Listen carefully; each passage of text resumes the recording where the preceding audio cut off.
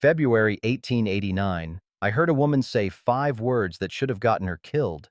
She said them to a railroad man who didn't believe Indians deserved shelter. She said them standing in 2 feet of snow with no coat and bootlaces frozen solid through. The train depot lamp was the only light for 20 miles, and she stood outside it like God himself had forgotten her name. She said, "I ain't pretty, sir." Not to nobody in particular, just to the wind, to the cold, to a world that had spent her whole life teaching her she wasn't worth the warmth. I was 47 years old, been a widower for 8. Thought I'd learned how to watch people suffer without getting involved. Thought I'd mastered the art of minding my own frozen heart. I was wrong. What happened next, the 47 hours between that depot and dawn at Fort Benton, either proved mercy still worked or proved I was the kind of fool who'd die trying.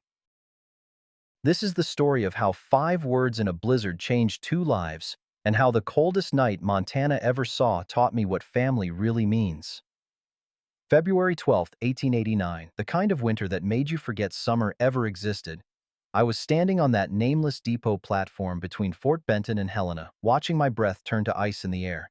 Been waiting 3 hours for a horse buyer who had the sense not to travel in weather like this.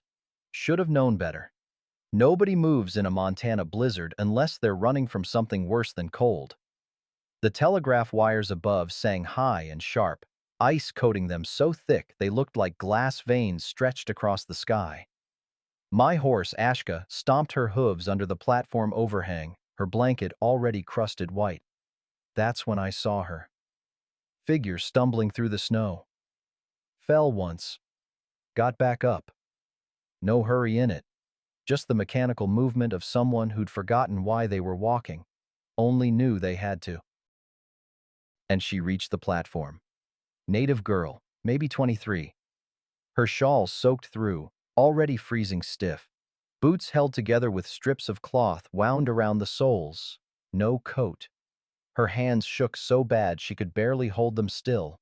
Murphy was inside the ticket window, lamp burning behind him. She approached slow, like she'd done this before, and knew how it would end. "1 ticket to Browning, please." Her voice was clear, perfect English, no accent. Murphy wouldn't look at her, just stared at his ledger. "Can't do that, miss. I have money." She placed coins on the counter, last she had by the look of it. "It ain't about money." Murphy's voice went quiet, ashamed quiet. "Company policy. No Indians on this line, not since the trouble last month." She didn't flinch, like she'd expected it. "I'll stand in the freight car. Won't bother anyone." "I'm sorry, I can't." The other passengers, 3 men, 1 woman, they all found somewhere else to look. One man spat tobacco juice near her feet, not at her, just near enough. That's when she said it. "I ain't pretty, sir." Louder now. To nobody, to everybody. "I know that. I ain't asking for kindness, just passage." It was the way she said it, like she'd spent her whole life apologizing for existing, like she'd learned to reject herself before anyone else could. Something in me woke up. The part that died with Martha. It woke up angry. I stepped forward, pulled out my money. 2 tickets. Murphy looked up. "Silas, don't." 2 tickets to Browning. 1 for me, 1 for my sister-in-law here. The lie came easy, too easy, but it was the kind of lie that might keep her alive. Murphy stared at me, then at her. His hand hesitated over the ticket book. "Silas, the train ain't running. Storm's too bad. Maybe 3 days before the line's clear." "Then we'll wait inside, out of the cold." The watching passengers started murmuring. The man who'd spit spoke up. "That ain't your sister-in-law, Drum. We all know it." I turned, looked at him straight. "I reckon I know my own kin better than you do, friend." The girl, she stared at me. Confusion, then understanding, then something like hope, fragile as frost on glass. I picked up her shawl where it had slipped from her shoulders, wrapped it back around her. My left hand, missing 2 fingers from an old frost, was gentle as I could make it. "Come on," I said. "Station's got a stove." The man stepped closer. Low voice, meant just for me. "You just bought yourself a war, old man. Cobb's been looking for a girl matching that description. Railroad company wants her back. You harboring her, that's federal interference." I didn't answer. Just guided her toward the door. Didn't know her name yet. Didn't know her story. But I knew that shiver, the kind that ain't from cold, but from being told you don't belong anywhere. I knew it because I'd been cold that way since Martha died. Inside the depot, the stove was barely warm. I got it stoked proper while she sat on the bench closest to the heat. She didn't speak, just pulled her knees up, wrapped her arms around them, and stared at the flames like they might disappear if she blinked. Murphy brought coffee, what passed for it anyway, chicory and burnt grounds. I poured her a cup in the station's chipped tin mug. She wrapped both hands around it, didn't drink, just held the warmth. "You got a name you want me to use?" I asked. Long pause. "Clara." It wasn't her real name. I could tell by the way she said it, like putting on a coat that didn't fit right. But I nodded. "Clara, I'm Silas. Silas Drum." "Why'd you say I was your sister-in-law?" "Seemed like the thing that'd make them leave you be. You don't even know me." I pulled out my pack, found dry socks, too big for her, but warm, set them beside her without ceremony. "Don't got to?" "My wife, she'd have done the same, so I reckon I'm just keeping her word." She looked at the socks, at me, then down at her boots, the laces frozen in knots so tight they'd never come loose. I knelt, worked at them with my good hand and my teeth. She flinched at first, then went still. Trust beginning, or maybe just exhaustion. When I got the boots off, her feet were pale as milk, toes going purple at the tips. Not frostbite yet, but close. I wrapped them in the socks, then my spare wool shirt. "Thank you," she whispered. Outside, the wind howled louder. The telegraph wires screamed. Murphy came over. "Silas, can I talk to you?" "Outside?" I followed him onto the platform. Snow was coming sideways now, stinging like thrown gravel. "That girl," Murphy said, voice low. "She's on a wanted list. Not law exactly, but railroad company, contract labor. She ran. Man named Cobb's been tracking her for 2 weeks. Then the telegraph ain't working, is it, Murphy?" "Silas?" "The telegraph. Storm took it out. Can't verify nothing till it's fixed." Murphy stared at me. The wind pushed at his coat. Finally, he nodded slow. Yeah, Storm took it out. Might be days." We went back inside. Clara hadn't moved, but her eyes asked the question. "We're staying here tonight," I told her. "Storm's too bad to travel." She nodded, started to say something, stopped. That's when we saw it. Shadow moving past the window. Man on horseback, coming slow through the blizzard toward the depot. Clara saw him first, went rigid. "He's here." Her voice barely made sound. "Who?" "The man who'll kill us both for what you just did." Heavy boots on the platform. The sound stopped outside the door. 3 loud knocks, patient as death. Murphy went to answer. I moved between Clara and the door without thinking, body knowing before mine did. The door opened. Cold rushed in sharp enough to cut, and with it, a voice. "Evening, Murphy. I'm looking for property." A man filled the doorway. Tall, lean, railroad company badge on his coat, snow crusted on his hat brim, eyes that looked at people like counting inventory. "Property," he said again. "Not a woman, not a person. Property." And right then I knew. This wasn't going to end with handshakes. This was going to end with somebody in the ground, or somebody free, no in between. His name was Thaddeus Cobb, and he moved like a man who'd never been told no. He stepped inside, snow falling off his coat in chunks. Didn't ask permission, just entered. Looked at Murphy, then at Clara, then at me standing between them. "Evening?" He said it pleasant. That made it worse. "Evening," I said back. "That girl belong to you?" "She's family." Cobb pulled a folded paper from his coat, smoothed it against Murphy's desk. "This here's a contract, signed August 1888, 5-year term. Rocky Mountain Steam Laundry, Butte. She fled her obligations. Company wants her back." Clara spoke, voice quiet but steady. "That contract was signed under duress. They locked us in at night. When the fire started—" "Law don't care about your feelings, girl." Cobb cut her off clean. You signed. You work. Simple as that. I took a step forward. She ain't property. Not while I'm breathing. Cobb smiled. Not kind. Then maybe you stop breathing, old man. This is federal contract law. You interfere, you're committing a crime. Murphy tried to step between us. Cobb, the storm. Nobody's going anywhere tonight. Maybe in the morning we can sort this peaceable. Morning's fine. Cobb looked at me. Gives me time to verify this family situation. Sister-in-law, you said? Got papers proving that? Got her. That's proof enough. One of the passengers, the one who'd spit earlier, spoke up. I was there when Drum claimed she was kin. That's a lie. He never seen her before today. Cobb's smile got wider. That true? You lied to harbor a fugitive?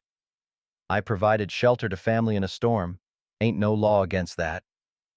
There is, when the family's a lie and the fugitive's worth $200 return bounty. The room went quiet. $200. I watched the other passengers calculating. Watched greed do its arithmetic. Clara stepped forward. I'll go. Don't need him paying for my mistakes. You ain't going nowhere, I said. Didn't look at her. Kept my eyes on Cobb. Silas? No. The depot shook. Old wood groaning under wind pressure. The lamp flickered. Outside, the telegraph wires had gone silent. Too much ice. Even the storm was holding its breath. Cobb pulled out an official-looking document, railroad company seal, lot of fancy words. He walked to the wall, pulled a spike from his belt, and drove it through the paper into the wood. 3 hard strikes. The sound echoed like gunshots. Federal seizure notice, he announced. As of right now, that girl is under custody of the Rocky Mountain Railroad Company, jurisdiction Montana Territory. Anyone interfering will be charged under Section 7, Fugitive Contract Labor Act of 1885. He made that up. I knew it, but nobody else in that room did. You can nail whatever paper you want, I said. Don't change what's right.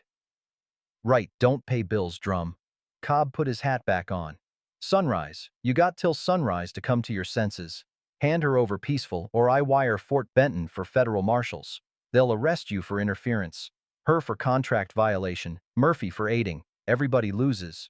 He looked around the room, let his eyes land on each passenger. Or, you folks could save yourselves some trouble. $200 for anyone who helps me secure company property. Think on it. He left.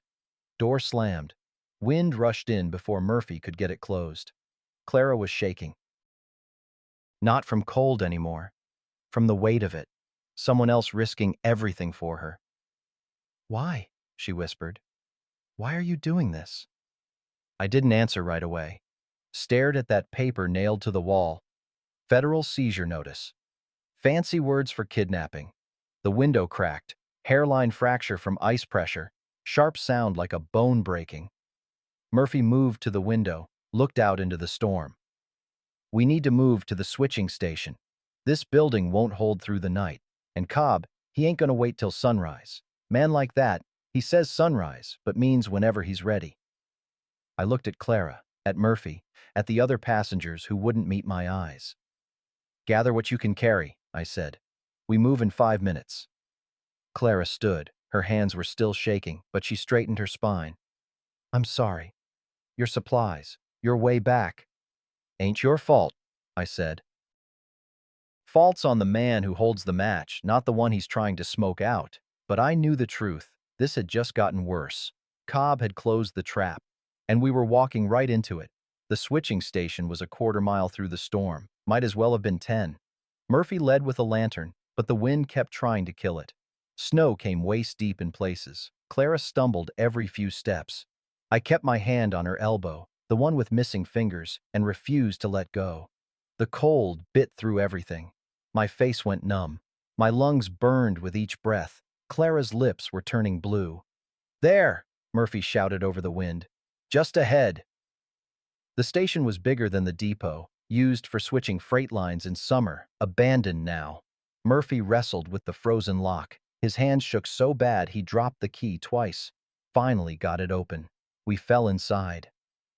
The main room was dark, cold as a grave. Switching equipment lined the walls, levers, signal boards, all frozen solid. Murphy found the stove, got it lit with shaking hands. The first warmth in hours. Clara sat on a crate, pulling off her wet shawl. In better light, I saw her face clear for the first time. Intelligent eyes, frostbite scars on both cheeks. Hair chopped short, not natural but harsh. Her whole body shook with exhaustion. I pulled out Martha's blanket, the wool one with MD, embroidered on the corner. I'd been carrying it for 8 years, couldn't use it, couldn't throw it away, just carried it like a promise I'd forgotten how to keep. I hesitated, then wrapped it around Clara's shoulders. She noticed the initials, touched them careful. Who was she? Martha, my wife. Was? 8 years back? Childbirth. Baby didn't make it either. I stared at my missing fingers. These happened the winter after. Didn't much care about surviving, so I got careless. Clara pulled the blanket tighter. And now you give it to me. She'd want it used. Murphy checked the windows, came back to the stove, sat heavy. We can hold here till the storm passes. Maybe 2, 3 days. Cobb's not waiting 3 days, I said. Telegraph's truly down now. Ice took the lines. He can't call for marshals even if he wanted. Clara looked at Murphy. Why are you helping us? You don't even know me. Murphy was quiet a long time, stared at his hands. I got a daughter, Ellen, ran off 10 years back with a Chinese railroad worker. I told her she was dead to me for marrying outside her kind. His voice cracked. I was wrong. Can't fix that. But maybe I can do right by somebody else's daughter. The words hung in the cold air. The telegraph, I said. You said it was down because of the storm. Murphy looked up, met my eyes. It was, but I cut the backup line myself, soon as I saw Cobb ride up. That was twist number 1. The man we thought might turn us in had been protecting us all along. Clara's voice went soft. The laundry company in Butte. They recruited native girls from the boarding schools, said it was respectable work. We signed contracts, 5 years. Sounds reasonable on paper, I said. Paper lies. She pulled the blanket tighter. They locked us in the dormitory at night, said it was for safety. 12-hour shifts in steam rooms. If you complained, they docked pay. If you tried to leave, they called it theft of training investment. Murphy swore under his breath. 3 months ago, there was a fire, boiler malfunction. Building went up fast. We were locked in. Her voice didn't break, but her hands did, trembling hard. I broke a window, got out. 3 other girls didn't. That's what I'm running from. Not work. Death. Then you ain't going back, I said. Not while I'm standing. Clara looked at me. You don't understand. Cobb isn't just a bounty hunter. 3 years ago, my brother worked on the railroad. There was a strike, Chinese and native workers wanting same pay as whites. Company sent agents to break it up. My brother was shot. They called it lawful enforcement of contract. She paused. Her voice went hard. The man who shot him wore a ring, railroad company issue, gold band with a mountain engraved on it. Cobb wears that ring. The room went cold in a different way. He killed your brother, Murphy said slowly, and now he's hunting you. He doesn't remember. To him, we all look the same. Just property that runs away. Outside, footsteps, multiple sets, crunching through snow. I moved to the window, scraped frost clear. 3 men on horseback, Cobb in front. 2 others, railroad security by their coats. He must have sent for them before the telegraph went down, Murphy whispered. Cobb's voice carried through the walls. Murphy, I know you're in there, and I brought friends. Clara stood, ready to walk out. Ready to sacrifice herself. I caught her arm. No. Silas, you're breathing. That's worth everything. Middle of the night. The storm had eased to steady snow. Still dangerous, but not the whiteout from before. Cobb and his men had set up camp outside in a windbreak formed by a snow-covered freight car, waiting, patient as wolves. Inside, Murphy slept in the corner, snoring soft. Me and Clara sat by the stove. I melted snow in a pot for drinking water. She was wrapped in Martha's blanket, staring at the embroidered initials. Martha, she said quiet. She was lucky to have you. Other way around. The baby. What would you have named him? I hadn't thought about that in years. Thomas. After her father. Clara nodded. Traced the MD with one finger. My name isn't Clara. That's what they called me at the boarding school. Erased our names first week. What's your real name? She hesitated. This was trust, the deepest kind. De Sangwing Chingcha. Little buffalo woman. I tried it, got it wrong. She smiled, small, but real, and corrected me. I tried again. Close enough, she said. Which you want me to use? With them, Clara. With you. She met my eyes. My real name. That's when Murphy woke up. Came over, rubbing sleep from his face. Been thinking. That contract Cobb has. It's only valid if there's proof of identity. But boarding schools numbered kids like livestock. Contract probably doesn't even have her real name. So? I asked. So if she's your sister-in-law, if we can prove kinship under territorial law, contract don't matter. Family trumps contract. Old law, from when tribes were sovereign, still on the books. But Tsangwing shook her head. But I'm not his sister-in-law. But you could be, Murphy said. Montana territorial law recognizes tribal adoption. If Silas adopted you as sister, with a witness, that's legal kinship. Cobb couldn't just haul you away. He'd have to go through probate. That takes months. Hope flickered. Dangerous thing, Hope. How's it done? I asked. Tribal adoption? Usually an exchange. Something of value. A vow witnessed. And a name. The one adopting gives a name that ties them to family. I looked at the blanket she wore. I give you this. Was my wife's. Now it's yours. That make you family? Tsangwing's eyes filled. If you mean it. I mean it. Murphy pulled out his ledger, wrote careful. Silas Drum has adopted Tsangwing Chingcha as sister under the laws and customs of this land, territory of Montana, February 13, 1889. Witnessed and signed, Edward Murphy, territorial magistrate clerk. He looked up. There, legal enough. For a moment, we sat in warm silence. The stove crackled. The wind outside had died almost completely. Peaceful, like the storm was over. Tsangwing laughed. Soft, startled. I have a brother now. Reckon you do. Then we saw it. Orange glow on the horizon, distant but visible. But Tsangwing saw it first. What's that? I looked, my stomach dropped. That's the depot. Murphy rushed to the window. Christ, he burned it. Why would he? To flush us out. Or as a message. Murphy's face went gray.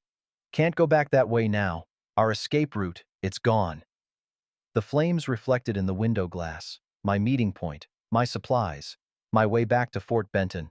All burning. Tsangwing's voice cracked. I'm sorry. This is my fault. Ain't your fault. Fault's on the man who holds the match. But we all knew. This just got worse. Cobb had closed the trap. We were stuck in this switching station with maybe 3 days of food and a man who'd rather burn the world than admit he was wrong. Murphy stared at the distant fire. We got maybe 4 hours till dawn. That's when he'll come, with 3 men and legal papers. The plan is we don't give up, I said. Tsangwing pulled Martha's blanket, her blanket now, tighter around her shoulders. She'd had hope for the first time in years, and it was already burning on the horizon. Outside, through the window, we could see Cobb's silhouette against the firelight, standing, watching, waiting for dawn to finish what he'd started. 4 hours. That's all we had left. Dawn came cold and pale. The storm had stopped. The silence was worse, meant Cobb could move, could act, could force what he'd been waiting for. None of us had slept. I'd stood guard by the window all night. Murphy checked our supplies. 3 days of food, maybe less. Ta Songwing sat with a pencil stub, writing something on paper from Murphy's ledger. She folded it careful, tucked it inside her dress. I noticed, but didn't ask. Footsteps outside. Not sneaking, deliberate, announcing. Drum! Cobb's voice carried sharp in the still air. Sunrise came. Time to talk like reasonable men. I didn't answer. I don't want bloodshed. But I got 3 men with rifles, and you got a woman and an old clerk. Math ain't in your favor, Murphy whispered. He's right. We can't fight them. Ain't planning to fight. Planning to wait. Wait for what? Tasongwing asked. Storm's over. No one's coming. Cobb shouted again. Hand her over, we all walk away, or I make this official. Your choice. I opened the door a crack. She's family. Got papers prove it. Territorial kinship law. You want her, you go through probate court. Silence. He wasn't expecting that. That's bullshit, and you know it. Got witness and signature. Edward Murphy, territorial magistrate clerk. Cobb's voice changed. Got quieter, more dangerous. Don't matter. Contract law supersedes family claim. I got federal backing. But I'm willing to compromise. You come out, just you. Leave the girl and Murphy inside. We talk man to man, no guns. You show me legitimate papers, I'll consider it. Don't. Ta Songwing grabbed my arm. It's a trap. I know. Then why? Because if I don't, he comes in. Rather face 3 men than have 3 rifles pointed at you two. I reached for my coat. Ta Songwing held on. Silas, no, I'll go. This was always going to end with me going. I turned, faced her. You remember what you told me? About your brother? About how Cobb shot him and don't even remember? If you go with him, you ain't coming back. So no, you ain't going. I opened the door, stepped out into blinding white. Snow-reflected sun like broken mirrors. I walked forward, hands visible, no gun. Cobb stood with 2 railroad security men. The third held chains, actual chains. I stopped. Said we'd talk. We are. Here's the talk. You're under arrest for interference with federal contract enforcement, harboring a fugitive, and destruction of company property. What property? The depot. You burned it. You burned the depot. Your word against mine. And my word's got a badge. He signaled to his men. Take him. They rushed me. I didn't fight. If I fought, they'd have excuse to shoot. They tackled me into snow, yanked my arms back. The chains cut deep into my wrists. Missing fingers made the metal bite harder. I bit down, wouldn't give them the satisfaction of hearing me hurt. They hauled me up, marched me past the switching station door. Ta Songwing was at the window, hand pressed to glass. Her mouth formed the word, no. I shook my head at her. Small, firm, don't come out, don't sacrifice yourself for me. They marched me through snow toward Cobb's camp. More railroad workers had arrived at dawn, 8 men total. They'd built a holding pen from freight car parts, metal cage. They threw me inside, locked it. The floor was cold metal. My hands went numb. Through the bars, I could see the switching station 50 yards away, too far to help if they went for her. There was another man in the cage, older native man, looked like he'd been there a while, bruised, thin. You chose wrong, friend, he said in English. Maybe, but I could live with losing, couldn't live with not trying. What did you do? Gave a cold woman a blanket. He smiled. Small, bitter. That's the worst crime, treating people like people. We sat in silence. The sun climbed. My hands lost feeling. They'll keep you here till you sign papers saying she ain't family, he said. Then they'll let you go. Won't even charge you. Just want you to admit you lied. And if I don't, then you rot. Or they make example of you. What did you do? I existed. That's enough sometimes. I watched the switching station. Watched for movement. The girl you helped, he said. Worth it? I thought about that. Ask me when I'm dead. If I die knowing I did right, then yeah, worth it. Honor ain't land. Can't farm it. Can't sell it. No. But it's how you stand after you fall. He nodded slow. Then you'll stand taller than most. Cobb returned an hour later. His face was red, angry. "Your little sister ran," he said through the bars. "Murphy helped her. Took the back way out while I was dealing with you." Relief flooded through me. She got away. "Don't matter," Cobb continued. "Storm's over. We'll track her. She's on foot. We're on horses. Simple math. Then why you still here?" He crouched to my level. "Because when I bring her back, I want you to watch. Want you to see what happens when you choose wrong. Want you to know it was all for nothing." A man arrived on horseback. Different uniform, higher rank. He carried official papers. "Thaddeus Cobb?" "Yeah." "Federal prosecutors issued a warrant. Trial set for tomorrow at Fort Benton. Silas Drum, charged with interference, destruction of property, and criminal conspiracy." He looked at me. "Judge wants to make an example. Sentencing could be 5 years hard labor, or worse." Cobb smiled. "Hear that, Drum? Trial tomorrow. Public.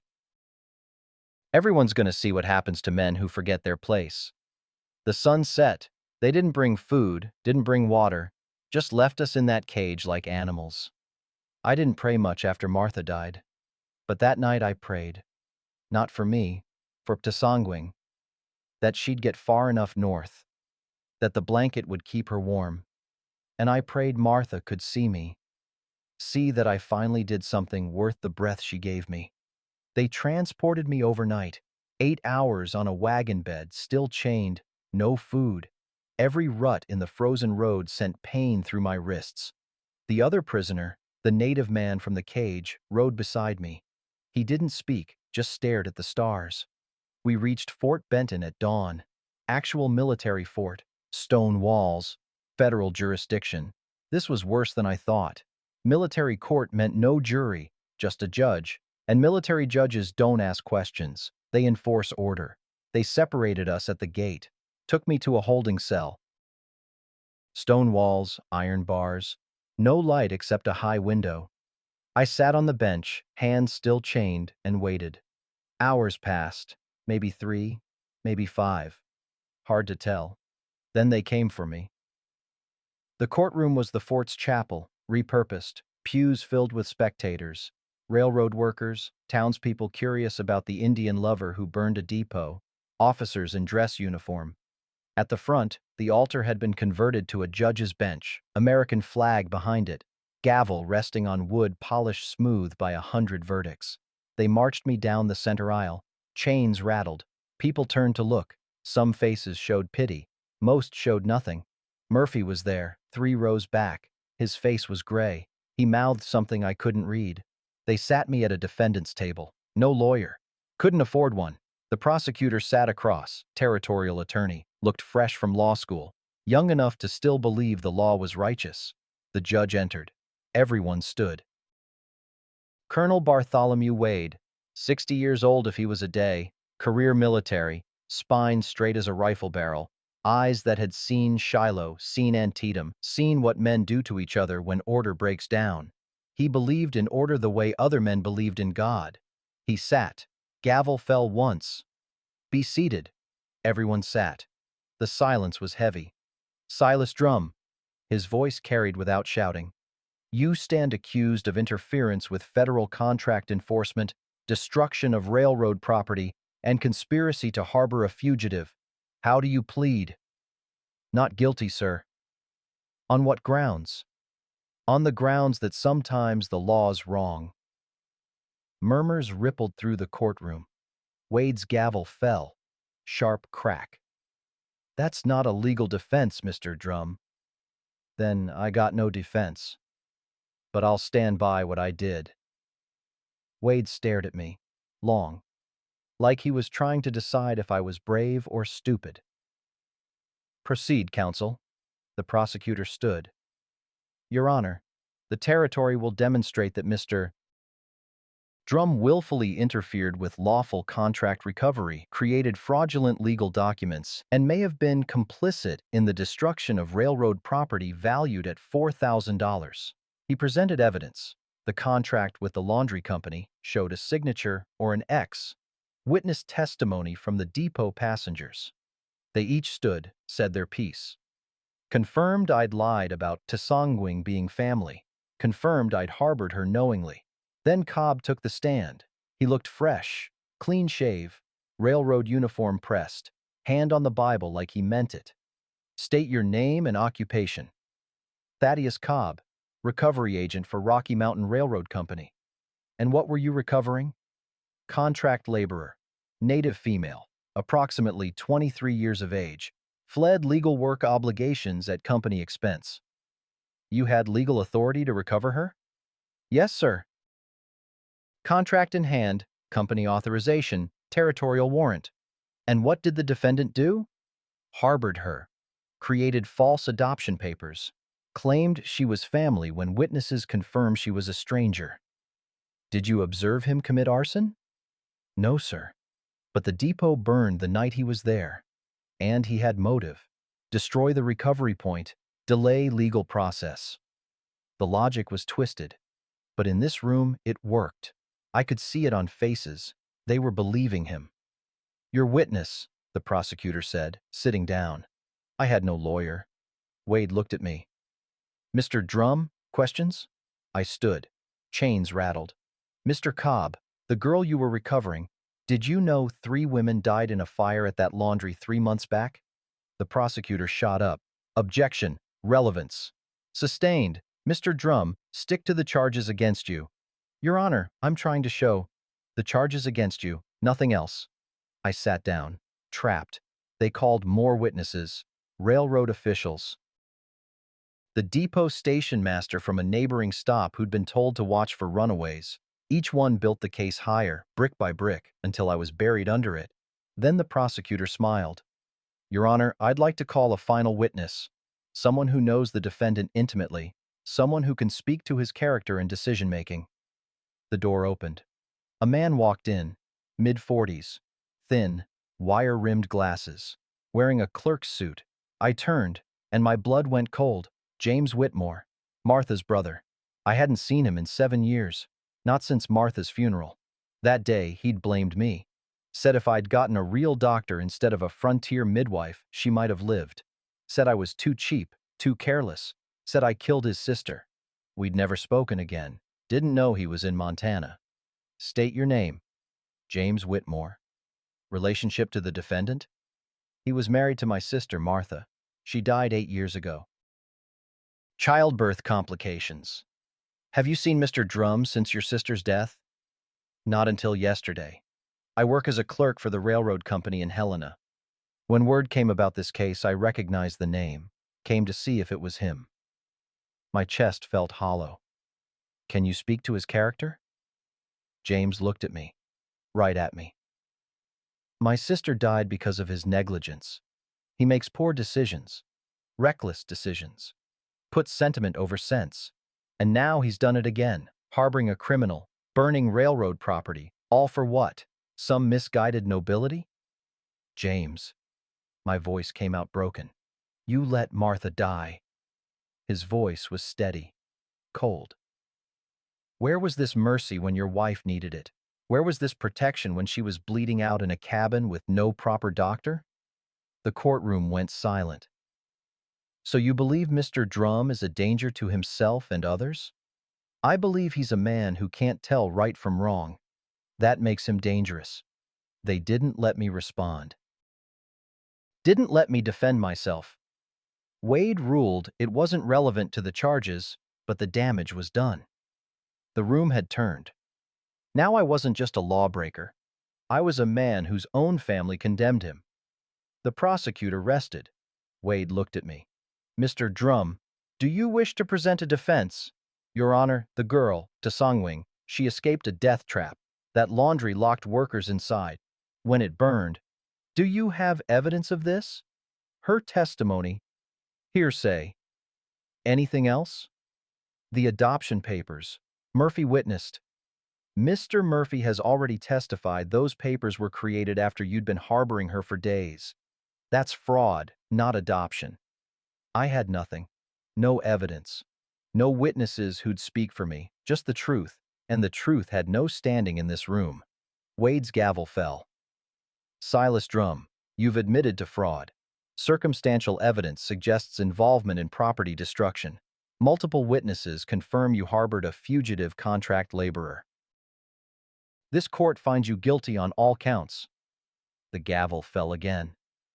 Final. Sentencing will occur at sunset. Bailiff, remand the prisoner. They grabbed my arms, hauled me up. As they dragged me toward the door, I looked back. James was leaving through a side exit, never looked at me again. Murphy tried to stand, tried to say something. A guard pushed him back down. The fort's stockade was underground.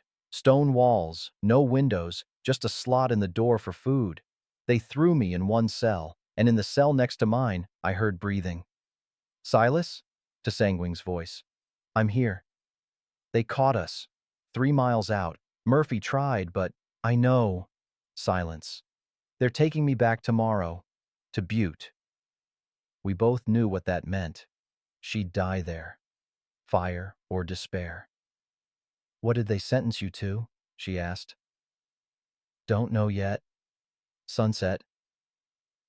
Through the bars, I could barely see her in the next cell. She pressed her hand to the stone between us. I'm sorry, she whispered. Don't. Don't apologize for existing.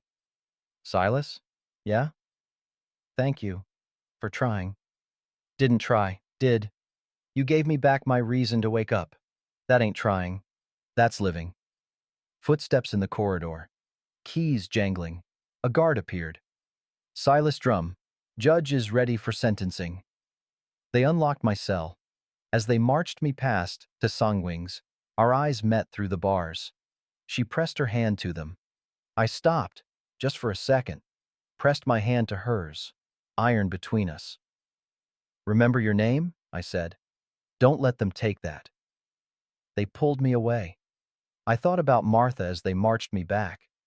Thought about how she'd fought harder, loved fiercer, refused to quit. And I thought, maybe I finally understood what she saw in me. Not strength, stubborn refusal to bend. The sun was setting when they brought me back to the courtroom. Orange light through the windows. Wade sat at his bench, papers in front of him. On the top page, I could see the word clearly. Execution. One more night. That's all I had left.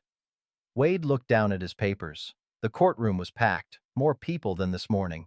Word had spread. Public execution was entertainment in these parts. Silas Drum, Wade began, voice formal.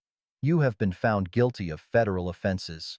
The railroad company has requested maximum penalties as deterrent to others who might interfere with lawful commerce.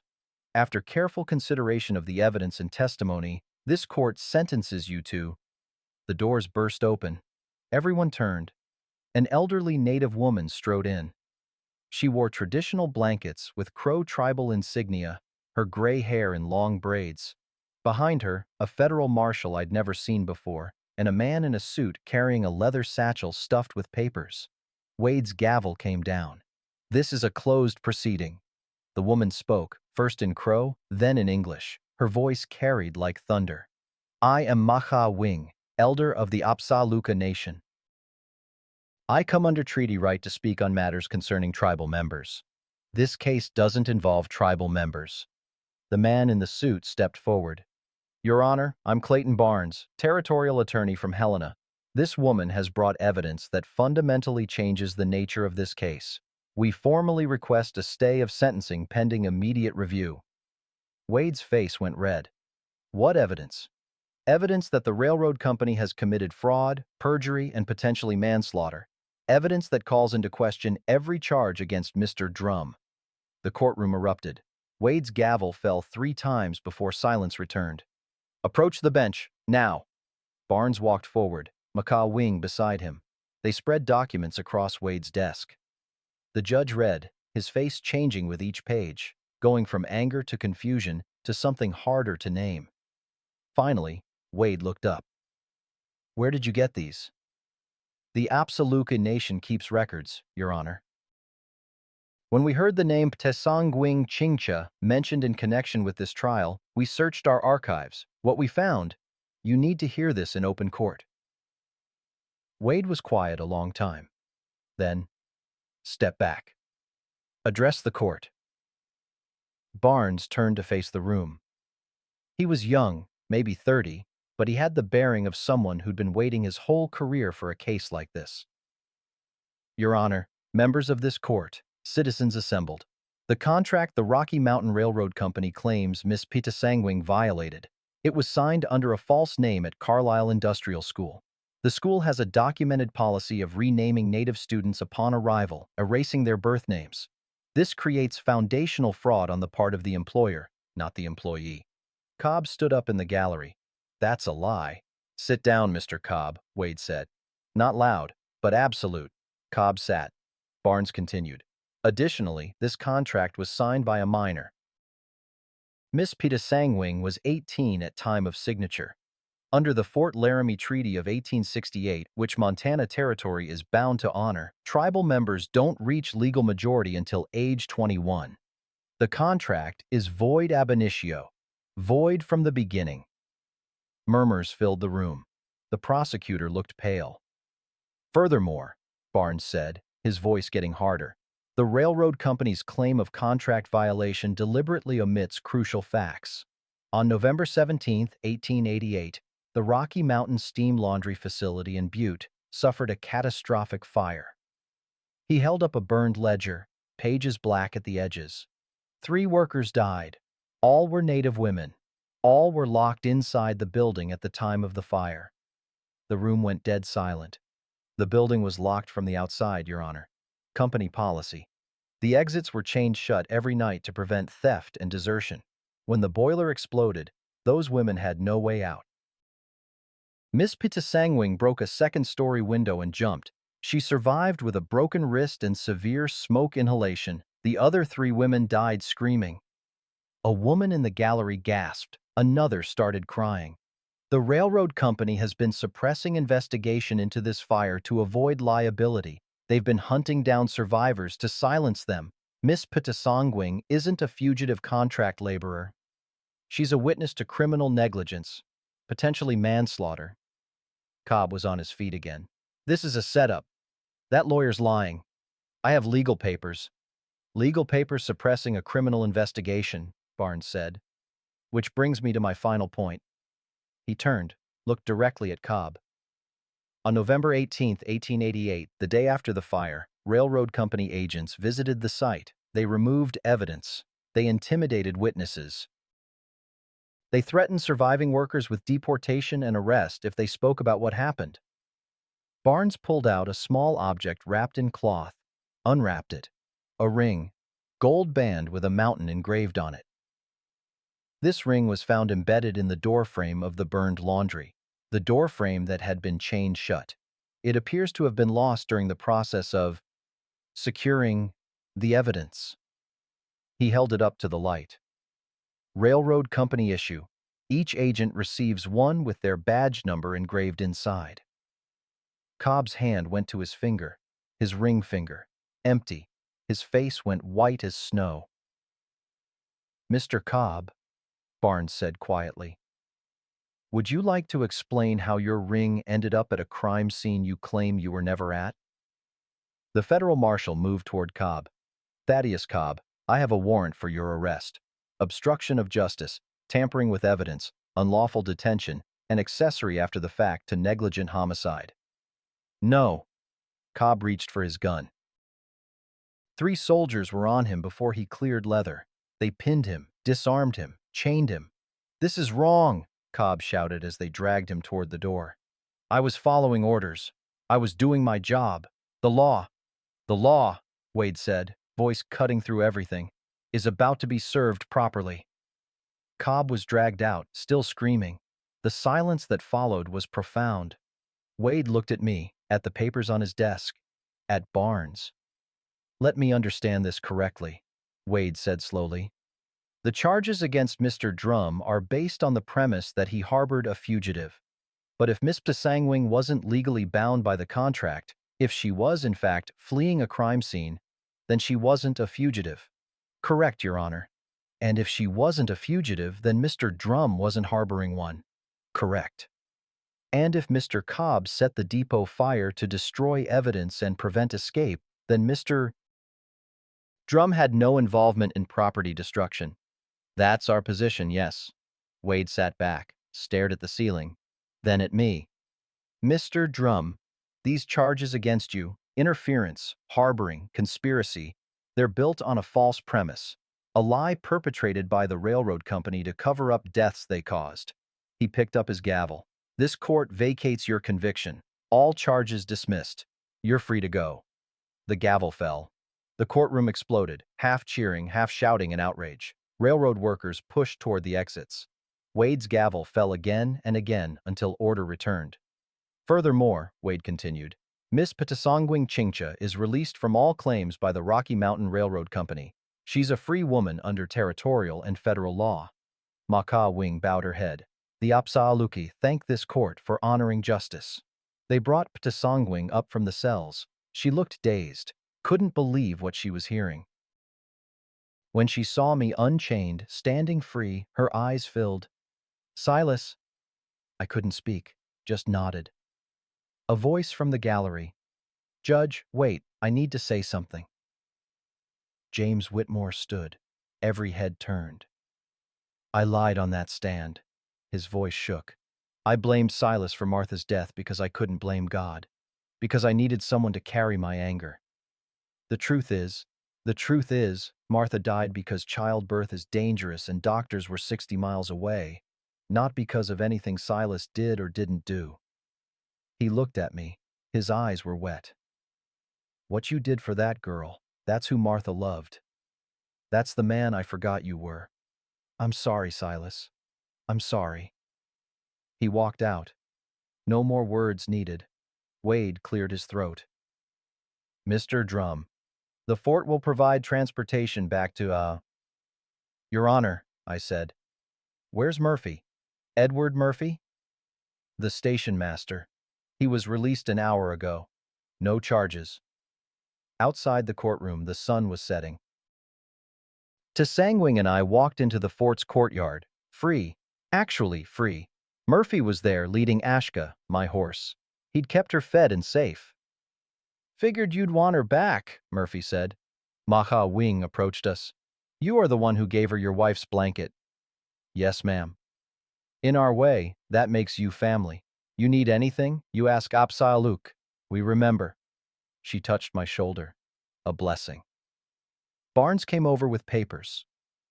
Miss Patasangwing, here's your writ of clearance. If anyone tries to detain you again, show them this. She took it like it was made of glass. We stood there as the sun went down. Free. But Cobb's words echoed in my head. You just put a target on her back. The railroad company wouldn't forget this. But for now, for this moment, we were free. And that was enough. We stood in the fort's courtyard as evening came on. The temperature was dropping fast. My breath and Patasongwing's hung in the air between us, visible proof we were both still alive. Barnes approached with more papers. Miss Patasongwing, you're officially free, no claims. Here's documentation. If anyone questions you, show them this. She took it, stared at it, like it might vanish. This is real? Real as law can make it. Maka Wing stepped close. You have place with Apsaaluka, if you need. We take you north to your mother's people. Thank you. I need to find them first. But thank you. Murphy brought Ashka over, the horse nickering soft. She waited for you, smart animal. I took the reins, ran my hand down her neck. Murphy, what you did, the telegraph, the letter to Barnes. I got a daughter somewhere I ain't seen in 10 years. Maybe somebody helped her once. So I figure, pay it forward. He gripped my shoulder. You did good, Silas. Martha would be proud. The words hit harder than I expected. Tsangwing and I stood facing each other. The crowd from the trial had dispersed. Most people wanted distance from what had just happened, didn't want to be associated with either side now that the railroad company was under investigation. What will you do now? She asked. Got nowhere pressing to be. Horse trading can wait. What about you? I should go north, find my mother's band. If they're still alive. If they'll take me. Long ride. You'll need supplies. I don't have money. Didn't say you needed to pay. She looked at me, really looked. Why do you keep doing this? You're free. You could just leave. Could, but then I'd be alone again. And I'm tired of being alone. I'm going to a reservation, Silas. It's not easy there. Nowhere's easy. But some places got people worth suffering for. She smiled, small but real. The first real smile I'd seen from her. That's when the gunshot rang out. Pain exploded in my side, hot, sharp, spreading fast. I staggered, grabbed at the wound. Blood spread across my coat, dark, warm, too much. Sanguine screamed. Cobb stood 30 yards away, revolver raised. He must have escaped during the chaos after sentencing. His face was wild, desperate. "You took everything from me," he shouted. "My job, my honor, everything." He fired again. The bullet whined past my ear, hit the fort wall behind me. People scattered. Soldiers rushed from the fort entrance, but Cobb was between them and us. Sangwing ran to me, tried to shield me with her body. "Stop, he's unarmed." "Don't care." Cobb's voice cracked. "He destroyed my life." "For what? For you?" I pushed Pasongwing behind me, one hand pressed to my side. Blood seeped between my fingers. "You destroyed your own life, Cobb. I just refuse to help you destroy hers. She's nothing. Property. A number in a ledger." "No."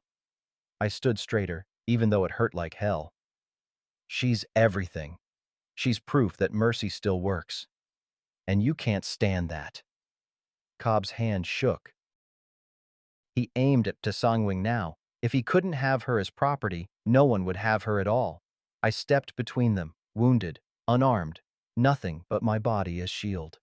"You want her," I said. "You go through me. Then I go through you." He pulled the trigger. Click. Empty. He was out of bullets. For a second, we all just stood there. Cobb stared at his gun like it had betrayed him. Then Murphy was there, running from the side, tackling Cobb's gun arm. Two soldiers grabbed Cobb from behind. The federal marshal arrived, chains ready. "No, no!" Cobb fought them, wild. "He's nobody. She's nobody. You're all protecting nobody." Murphy held Cobb's arm twisted behind his back. Spoke quiet, right in his ear. "Then I guess we're all nobody. And that's fine by me." They dragged Cobb away. He was still screaming, but the words didn't matter anymore. My legs gave out. Sangwing caught me, lowered me to the ground. "Silas, stay with me." The fort doctor rushed over, medical bag in hand. He cut my coat open, examined the wound. "Bullet went through. Missed organs. You're lucky. You'll live, but you need rest and stitches." "See?" I said to Pitasongwing, coughing. "Ain't that bad?"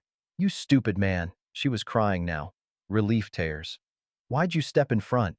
Seemed like the thing to do. They helped me into the fort's infirmary. Small room, 3 cots, smelled like carbolic and old blood. The doctor stitched me up, 12 stitches, each one a new lesson in pain. Sangwing sat beside the cot the whole time, holding my hand. The one with missing fingers. When the doctor finished and left, she spoke quiet. "You gave me your wife's blanket. You gave me your name. Now you gave me your life. I can't repay that.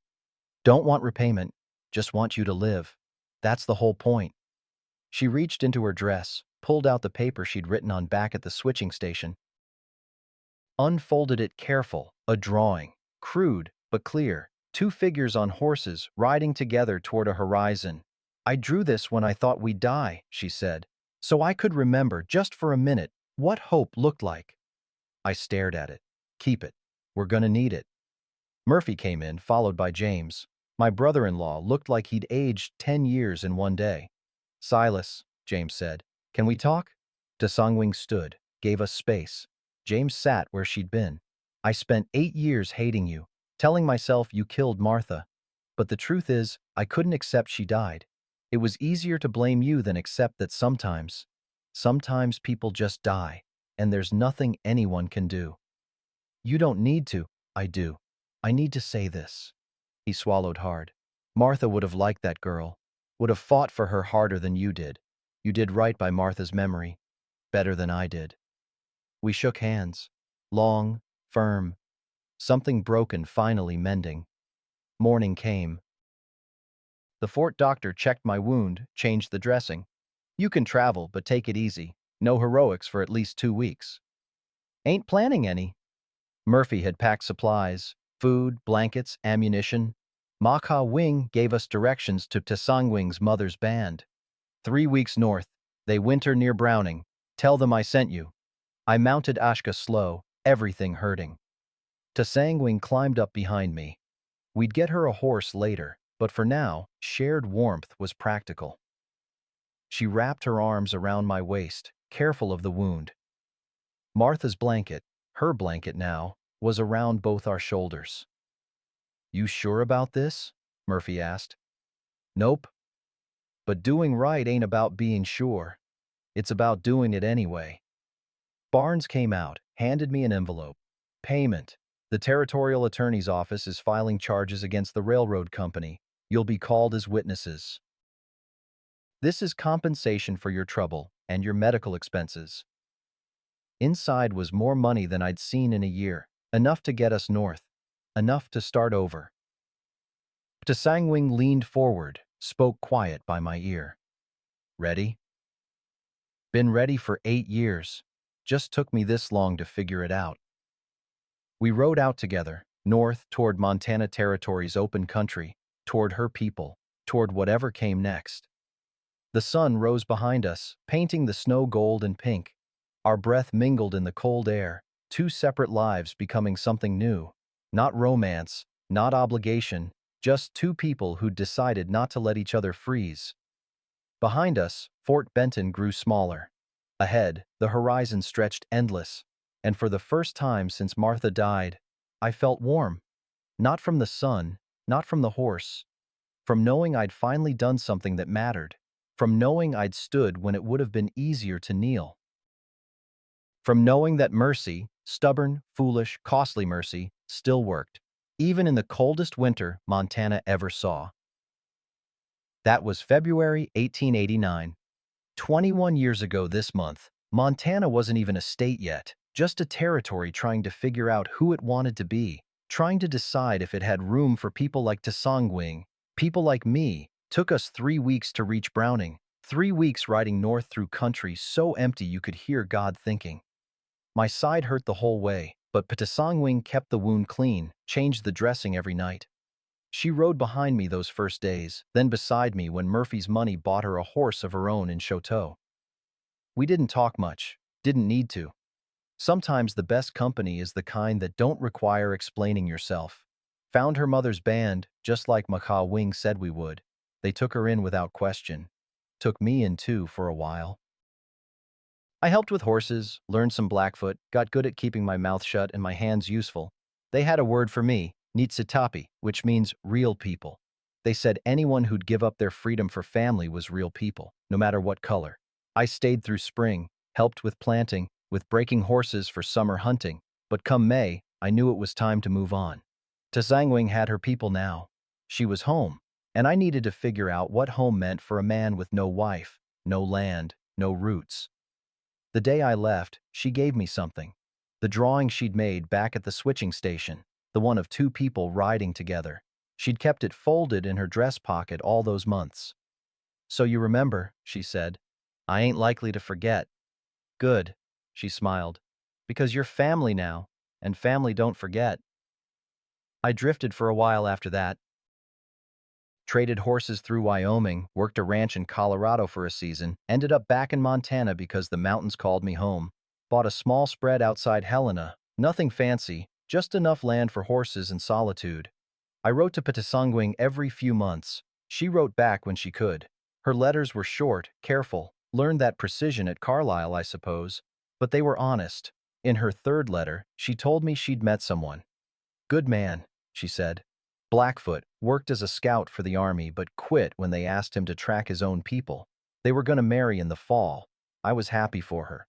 Truly, that's what freedom's supposed to look like, the ability to choose your own life. She married in October 1890. I didn't attend. Too far, too complicated. But she sent me a photograph a year later. Her and her husband standing in front of a teepee, mountains behind them. She was smiling, the real kind of smile, the one that reaches your eyes. 2 years after that, another letter. She'd had a daughter. We named her Martha, she wrote. After your wife. After the woman whose blanket saved my life. I sat on my porch and cried like a fool when I read that. 3 years later, a son. His name is Drum Running Horse, the letter said. Drum because that's family. Running Horse because he needs to know his own people too. She named her children after my dead wife and my last name. That's how family works, I learned. The living honor the dead by protecting the living, by passing names forward like torches in the dark. I'm 68 now. Still trade horses, though my hands are slower than they used to be. Still got those 2 fingers missing. They ache before storms, remind me of the winter I stopped caring if I survived. The winter before I learned that surviving ain't the same as living. Sometimes, when the snow falls just right, when the wind makes the telegraph wires sing, I remember standing outside that depot watching a woman with frozen bootlaces say, "I ain't pretty, sir," to a world that didn't want to see her. And I remember thinking, pretty's got nothing to do with it. You're breathing. That's enough. I learned something that winter. Learned that justice ain't always loud. Sometimes it's quiet, just one person saying, "Not on my watch." One person deciding that the law might be written in books, but mercy's written in how we treat each other when nobody's watching. Learn that family ain't blood. It's who you choose to keep warm, who you give your blanket to, even when it's the last thing your wife ever made, who you stand in front of when the bullets come. And I learned that dignity, real dignity, ain't something you earn. It's something you give, something you recognize in another person, even when the whole world's telling you they don't deserve it. Martha's blanket, the one with the MD initials, Tessanguing still has it. She wrote me 5 years back, said her daughter sleeps under it every night, said she tells her kids, "This blanket saved your mama's life twice. Once from the cold, once from forgetting that kindness exists." I think about that a lot. How one blanket, one moment of mercy, ripples forward. How Martha's hands stitched that wool 29 years ago, never knowing it would save a woman she'd never meet, never knowing it would warm grandchildren who'd carry her name. That's what we leave behind. Not land, not money. Just the warmth we gave when someone was freezing. Just the times we stood between the cold and another soul. The law called Tsangwing property, but mercy called her human. And in the end, mercy won. Not because it was easy, not because it was legal, but because some of us decided it was right and we were willing to pay the cost. If this story touched you, I want to hear from you. Tell me where you're listening from. Tell me if you ever met somebody like Tsangwing, somebody the world tried to make invisible. Tell me if you ever tried to be the kind of person who stands between the cold and another soul. Because that's all we got in the end. Not property, not paper, just the warmth we gave, the people we refused to let freeze, the names we passed forward so they wouldn't be forgotten. I got a photograph on my mantle. Came in the mail last spring. Patasongwing, older now, gray in her hair, standing with her 2 children. Martha's about 15, Drum's 12. All 3 wrapped in Martha's blanket, mountains behind them, sun on their faces. On the back, written in Patasongwing's careful hand, "Thank you for teaching us that family is who keeps you warm. We remember. We will always remember." I look at that photograph every morning. Reminds me why I woke up, why I kept going after Martha died, why I gave that blanket away. Because sometimes the only way to honor the dead is to save the living, and sometimes being saved means finally being seen. Till next time, friends, may your dignity carry you through the storms. May you always have someone to share your blanket with, and may you be brave enough to stand when it would be easier to walk away. The cold's gonna come. It always does. But if we keep each other warm, it can't win.